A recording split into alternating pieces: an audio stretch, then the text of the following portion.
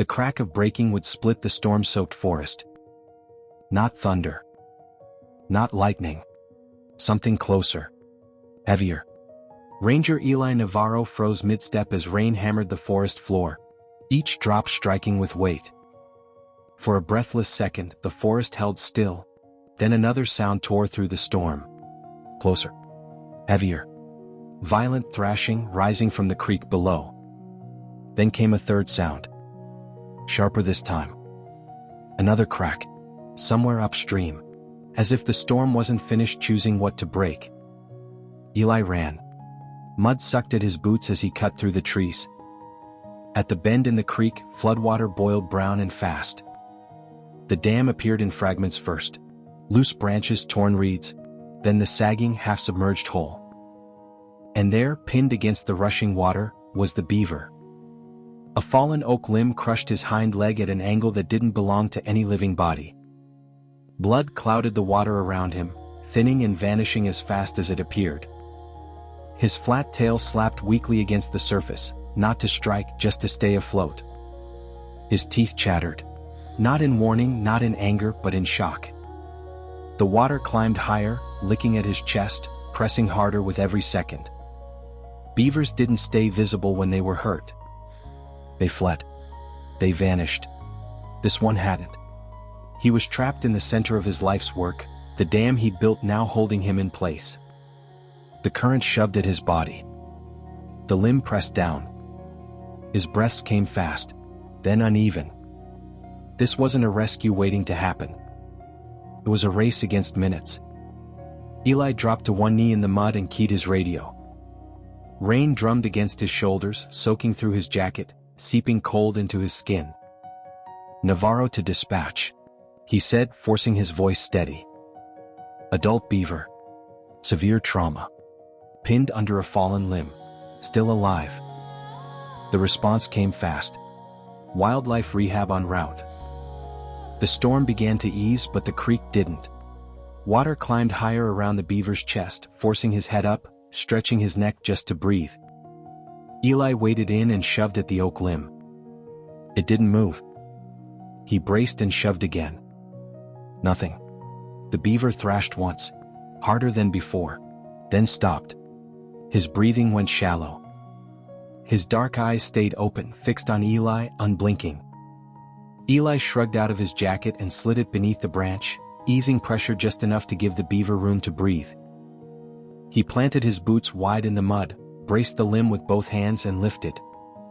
His arms screamed almost immediately. The water crept higher. If the pressure returned, organs would fail. If the creek climbed any higher, the beaver would drown. Eli held. Hope existed, but only if nothing went wrong. And in a storm-swollen forest, something always did. Headlights finally cut through the mist. The wildlife rehab truck skidded to a stop near the bank. Dr. Marisol Chen and 2 technicians were out before the engine died. Gloves already on, movements quick and quiet. One look told them what Eli already knew.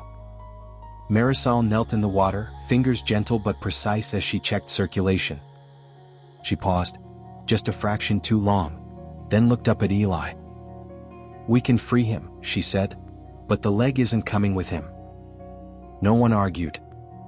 The techs lifted the oak limb just enough for Eli to slide his jacket farther underneath.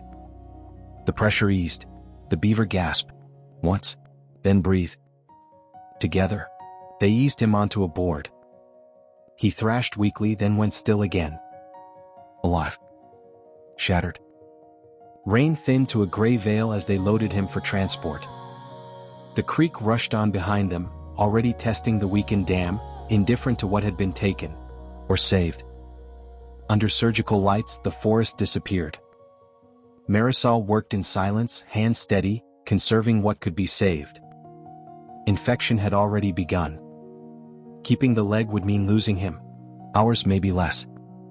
When it was over, she stepped back.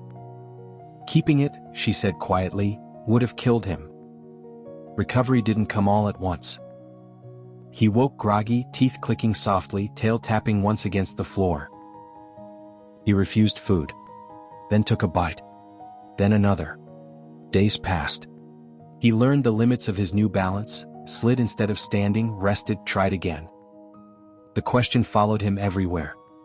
Survival was one thing, but what kind of life waited for a beaver with 3 limbs? Weeks passed.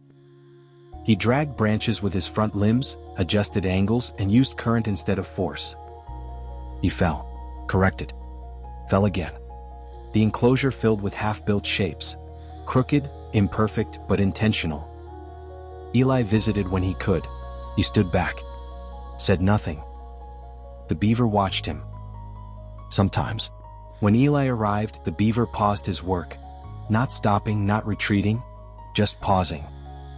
Then he resumed, repositioning instead of pushing, adapting, remembering. Purpose didn't leave him with the leg. It stayed. Release day came without ceremony. The creek curved through the trees, swollen but familiar. The dam sagged at the bend. Mud slumped, branches loose. Eli stood with the team as the crate was set down and unlatched. The door opened. The beaver didn't rush out. He stayed still, nose twitching, drawing in the cold, wet scent of home. Water murmured against stone. Leaves drifted past. Then he leaned forward and slid from the crate, body low and careful, before disappearing beneath the surface with a soft, deliberate splash. No cheers followed. Someone murmured what everyone was thinking. He won't last. Dusk thickened. The crew packed up and left the creek to its shadows. Then the ripples came. Near the dam, the water shifted in a way that didn't belong to the current alone. A log rolled. Mud slid. The beaver surfaced, scar visible where fur ended too soon, teeth locked onto a branch nearly as long as his body. He angled it. Let the current take the weight. The branch wedged into place. Night after night, the trail camera told the rest of the story. He returned again and again, choosing smaller pieces, setting them with precision. He used leverage instead of force. Where he once fought water, he guided it. The dam rose, stronger, tighter, smarter. It wasn't rebuilt despite the injury. It was rebuilt around it. Eli checked the footage often, standing alone in the ranger station as the glow of the screen filled the room. Each clip showed the same thing: persistence without drama, adaptation without complaint. Months later, the forest took its turn. Eli was alone on patrol when the thaw-softened ground gave way. He fell hard down the slope, pain exploding through his leg. The snap came after, sharp, unmistakable. His ankle shattered, his radio skidding into the brush. Night settled fast. Cold crept in. The forest grew quiet in a way that means no one is coming soon. Eli tried to shift, then stopped, breath ragged. He leaned back against the earth and waited, counting breaths, fighting the edge of panic. Then came a sound that didn't belong to the wind. A heavy splash. Pause. Another splash, deliberate. From the creek below. Eli turned his head. On the bank stood a beaver, larger now, scar clear where fur ended too soon. One hind leg is gone. His tail lifted and struck the water again. Once, twice, and repeated. Not an alarm. Direction. The sharp slaps echoed down the valley, carrying farther than any shout. Farther than Eli's voice could. Hours later, searchlights cut through the trees. Rangers followed the sound. An unusual report from hikers upstream who couldn't explain why a beaver was making such noise. They found Eli just before the cold could finish its work. At dawn, the stretcher moved out. The forest slowly woke. By the creek, the beaver was gone.